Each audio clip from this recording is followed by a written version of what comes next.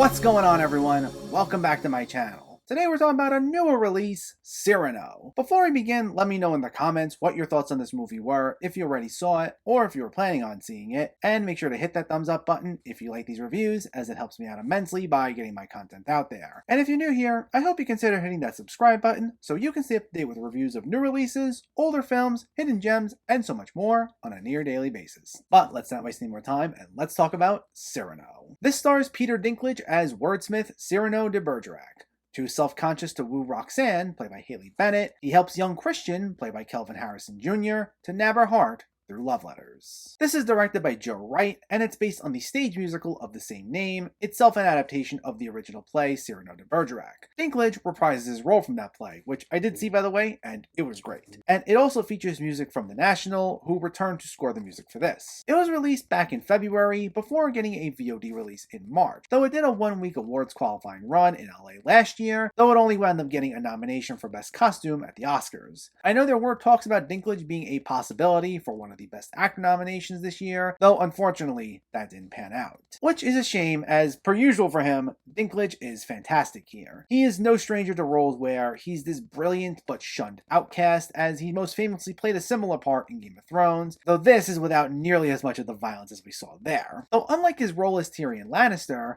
Cyrano, while brilliant and can stand up to those who wronged him, such as in his opening scene, can be a bit more vulnerable, and he can freeze up when he finds himself in such a position. Like the fact he can't tell Roxanne how he truly feels, despite knowing her for years and being longtime friends, says it all right there. But he also walks a fine line. He doesn't necessarily swing from one extreme to another where he becomes a completely different person who just suddenly lacks confidence. It's not like one moment he's cocky and arrogant and he can do anything, and then suddenly he's very meek and humble. There's always this sense of humility to him, even in his moments where he has a moment of confidence and he gets into a confrontation. He's someone with others' interests in mind, sometimes to a fault, as it winds up hurting him since he can't express how he truly feels to Roxanne. But there's definitely more of a balance of someone who can wear his heart on his sleeve, but at the same time tries keeping his composure, sometimes not to the best of his abilities. Like, we see that when Roxanne first reveals her love for Christian, and we see how much it bothers Cyrano. Even Roxanne comments on it. I think Dinklage does a wonderful job expressing such complex emotions, and I really wish he did pick up that Best Actor nomination. In fact, I thought all of the cast was solid. Haley Bennett was another major standout as Roxanne, who isn't merely just an object of affection here. I mean, we do see multiple individuals who are head over heels for her, with there also being the Duke, played by a sinister Ben Mendelsohn, who also wishes to marry her, but is completely uncaring. And because she starts off the movie with the Duke and she's looking to get away from him, it gives her a good arc as well, as this especially propels her into this infatuation with Christian. I wouldn't say she has quite as strong of an arc as Cyrano's, as it does fizzle out just a touch later on in the film, but Bennett is still very good, as is Kelvin Harrison Jr. as the well-meaning Christian, who's a soldier that also has a difficult time expressing how he feels. Now, we don't exactly get to explore his characterization as strongly either. Like, most of his interactions consist of just reciting Cyrano's words, and it isn't until later on that I feel he gets his own big emotional points, but he still makes the most out of it, and he gives a solid performance. I also loved Joe Wright's direction, as it really helped bring out the tenderness and heartbreak that Cyrano endures, and gets us to feel for him. While last year did see a misstep for him with the woman in the window, this sees him going back to playing to his strengths, where he manages to evoke such complex emotions, especially through dialogue, without it feeling too talky or exposition heavy. Especially once the music kicked in, even if it was just background music and not a song, it complemented some of the exchanges beautifully, going hand in hand with the great direction. And we feel totally immersed in this world and these characters, which also makes its nomination for Best Costume Design even more fitting. I kind of wish it got more attention at the Oscars, and I think had it didn't get such a delayed release, especially after a quiet one-week qualifying run in December, at a time when Spider-Man was dominating the conversation everywhere, maybe that would have helped things. And then when it came to the songs, I thought they were fantastic. I think though that might be the one thing people find a tad off-putting about this film. Because similar to the original musical, the songs aren't your typical show-stopping song and dance numbers. They're not done like your typical Broadway musical. The way it's structured is more that characters weave in and out of the songs while still conducting themselves in a manner still reminiscent as if they were just standing there talking to each other. In that sense, the songs might not be quite as memorable or as catchy to some who prefer a musical reminiscent to a Broadway show,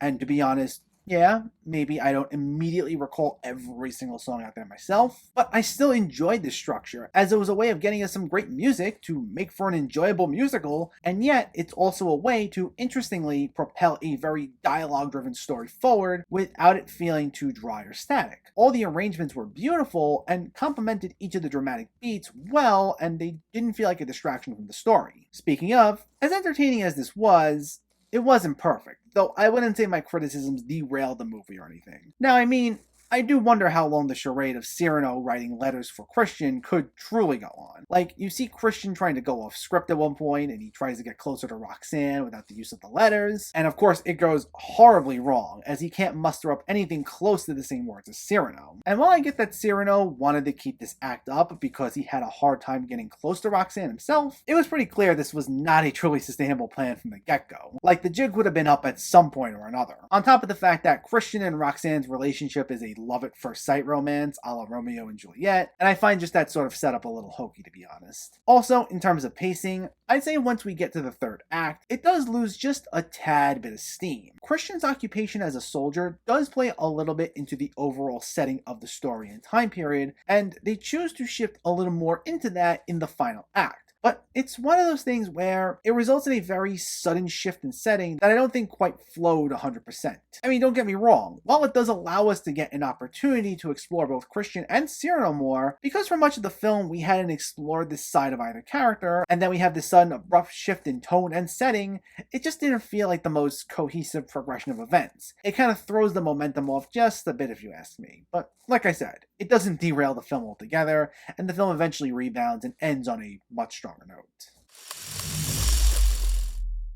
Cyrano is a wonderful little film and offers something different for the musical genre. With some wonderful arrangements by the National and tender direction by Joe Wright, this uses music to complement a heartfelt storyline, with the two going hand in hand together in a mostly cohesive way. While it does stumble slightly in its third act, it's a consistently strong experience filled with a lot of great performances, in particular Peter Dinklage. If you haven't seen this yet, it's definitely worth checking out.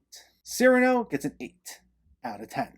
So let me know, did you see Cyrano, or are you planning to see it, and what were your thoughts? Is this one of your favorite musicals? Is it one of your favorite Peter Dinklage movies? Let me know in the comments below so we can discuss. Also, if you enjoyed this video, please give it a like and share it, and for more movie reviews and film discussion, please make sure to hit that subscribe button to stay updated. Thanks for watching everyone, and keep having fun with film.